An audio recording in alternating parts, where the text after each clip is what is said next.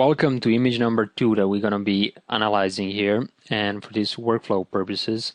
It's called workflow_.202, and if you want to follow along with me, please open it up and you can on and off the different layers as well as I do, so you can see in more detail and at your own pace. Now, as you can remember, in the last video I explained how I organize my layers palette, so I'm not going to be going through that anymore, but I'm just going to show you again individual layers, and I'm going to show you my thinking process while I was working on this image.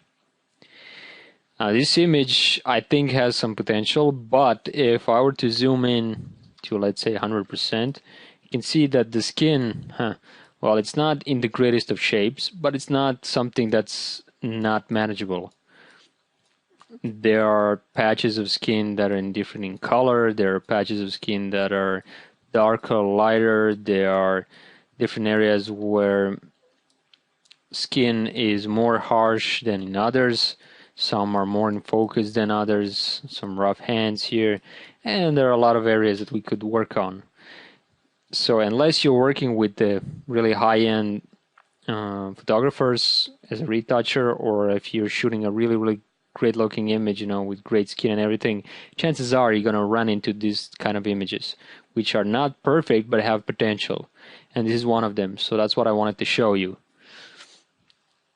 So let's begin by again clicking on the background layer, the last one, the first one, and right click on the eyeball, choose show hide all other layers. So for me this was the original up here, and then down here I made some raw conversions and I did some color correction, some smaller color correction, then I flattened everything into one file which I call raw conversion. After that I did some dodging and burning. First, I fixed the major areas, just like in the previous image, remember? And as you can see, it made quite a bit of difference already. And this is one of the problems that happens.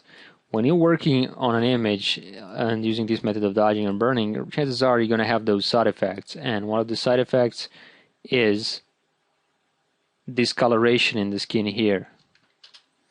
So we're going to have to fix that. So in the first pass, I got rid of some of those obvious problems. And if I Alt or Option click on the layer itself, you can see I did made some smaller adjustments, but for the most part it's not as small. It's kind of like medium-sized strokes. The second one, here I worked a lot on the skin itself. It required quite a bit of work, but I still didn't achieve the greatest of results. I just fixed a lot of the problems, and I lost some of the shape of the original. Made it look a bit flat. I needed to fix that, so I added another layer to kind of work on the shape some more, but I think I went too far. So later in some of the later groups of layers I managed to fix that and go back more to the original shape and look and feel. But for right now, this is what I did. Then I added another curves layer to darken parts of the image to make some areas more pronounced, like these highlights here. And with this one I made some of the highlights on the hair more brighter. Then I used one here to darken part of her neck, and then I used this one to, it's a color layer, to fix some of the color problems. Remember that problem? Well, now it's gone. So that's what I did with the dodge and burn group. And if I deactivate it and I show you, it's quite remarkable what you can achieve with just dodging and burning. Then I did some color correction.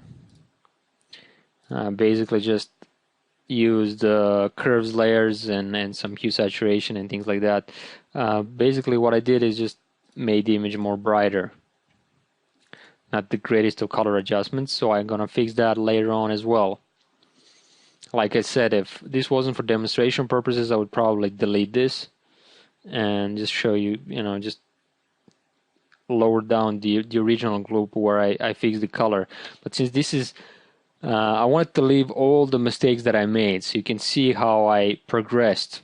Now, what was my thinking throughout working on this image.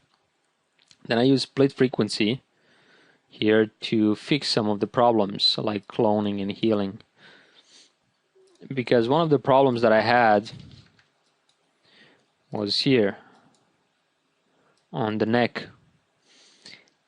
I wanted to get rid of this hair here, but if you use just normal tools to do cloning or healing, the problems that you may encounter is that you're going to replace the shadow highlights that are pretty good right now, that make the kind of define the shape of the neck, as well as the fine hairs. But if you split the image into two frequency through details, level of details, then on the high frequency you have most of the hair, while on the low you have still the shadow highlights which define the shape of the neck. So it allows you just to attack the individual hairs and not the shadow highlights. It's pretty good for this one, for this problem, which would normally be pain in the neck, as they say, right? But no pun intended.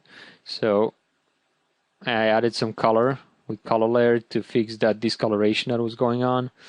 And then I copied this entire area onto its new layer and reshaped it with some liquefying to make her neck more slim. But that wasn't enough, so here I also borrowed from the original skin patches of skin. That's the thing that I was telling you about. So basically I would work on an image and then it's so easy to go overboard unless you're really careful, and then I would just borrow parts of the skin, patches of the skin from the original or from the previous stage where I really liked the way the image looked, and I would just copy those patches of skin on top of the last layer I was working on and blend it nicely with the last stage that I was, the last layer I was working on. That's what I did here. So I copied this from the original to kind of blend in, to give me back more of the original shape. And I use this curves layer to darken her forehead and part of the arm here, as you can see the mask. And then I use some more dodging and burning because I realized there's a lot of skin problems here that I needed to fix, right? A lot of those discolorations. And then I use some cleanup work, healing and dodging and burning. I borrowed some. Here I used a third-party plugin called Portraiture to smooth up some of the skin on the arms. Then I also reconstructed the neck again from the original bits and pieces in this area here, because if you take a look at the original, the neck area, it has some veins and things that makes it look real. But once you get rid of that, it doesn't look so good. So I wanted to make sure that I bring back some of those lines, but not everything, just parts that I like. And this is what I did in this pass. Then I did some more dodging and burning. I realized there's some more work to be done on the skin especially. And then I added some more layers. Excuse me. I added some more layers here to darken her eyes. I use curves to darken this part of the area here so I can make this area even more pronounced. And then I use different smaller patches of skin here to fix areas which I missed the first time. And you can go on and off this on your own pace so you can exactly see what I did. There were just smaller details. And then some more color correction here, nothing too major to make it the way her ear here was a bit too bright. So I lowered the luminosity of that, added a few more strokes on the jawline to shape it a bit. That's what I did. And then I added another final touches. pass. For instance, I borrowed some of the original parts 2 times here and there,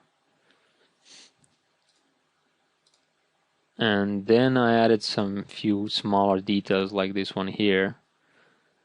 Then I added some more dodging and burning, because if you take a look, you can see how now it's slow in rendering. That's the problem I was telling you about in the last video. If you have that problem with the rendering, then it takes a bit of time for Photoshop to render all the individual adjustments and give you a composite view. So what you can do is basically just copy everything visible to its own new layer and then deactivate just that. That will speed up the process. I needed to fix some of the areas of the skin here as well. Some more coloring. Added some few more things from the original which I missed. Some more color correction and tonal adjustments, and this will be the final touches. So at the end of the day, this will be the original, and this will be the retouched version. This is my own personal preference. It doesn't mean that everyone likes it, but I wanted to show you the process of transforming this image, retouching it. So that's how I did this one, and in the next video we'll take a look at another one, and then we'll start the actual dodging and burning in real time.